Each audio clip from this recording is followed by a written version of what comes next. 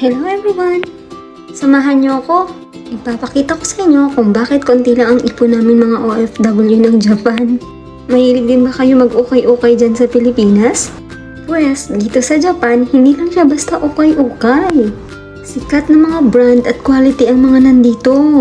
Yung ibang binibenta dito, hindi pa talaga siya nagamit or once lang siguro nagamit to kasi talagang wala pang dumi. Mga Jordan shoes, MK bags. Isa lang yung mga brand na yan na nandito. Nag-heart-heart na naman ang mata ko. Alam mo yung hindi ka manghihinayang sa pera kasi sobrang gaganda niya. At alam mo legit. Kaya, Japan kaya to?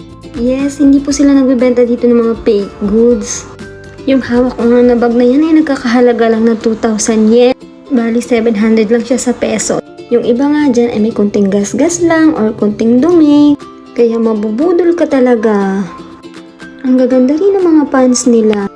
Karamihan pa nga ay Zara. Kaya ang halos ng pantalon ko ngayon ay brand ng Zara. 500 lang yan dito sa yen.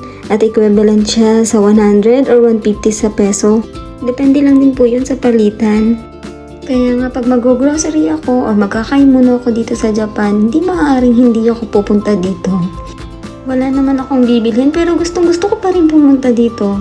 May mga bag nga sila dito na walang brand at sobrang mura lang. Siguro nag-range lang siya na 100 to 150 peso lang. Kaya alam na alam ko kapag may bago silang labas. Ikaw ba naman yung naging routine mo na yung pagpunta dito? At ang kaibigan ko nga ay nagsusukat na ng dress. Yung mga ganyang dress ay nag-range lang siya ng 300 or 250 lang sa peso. At yung mga ganitong brand, uy! Ang sarap sa mata! Pero syempre, tingin-tingin lang muna tayo. Bago ko makalimutan, ang tawag nga pala dito sa tindahan na to ay second street dito sa Japan. Yes po, yung mga second hand na ayaw nang gamitin, dito na nila binibenta. Pero hindi ibig sabihin na second hand ay laspag na. Iba nga ay ayaw na lang talagang gamitin or siguro madami na siyang gamit kaya hindi niya na ginagamit. O yung mga mahilig sa anime o sa mga cartoon, nandito yung lahat sa second street. O mga One Piece at Naruto fans dyan, nandito lahat yan. Thank you sa panonood. God bless. Bye!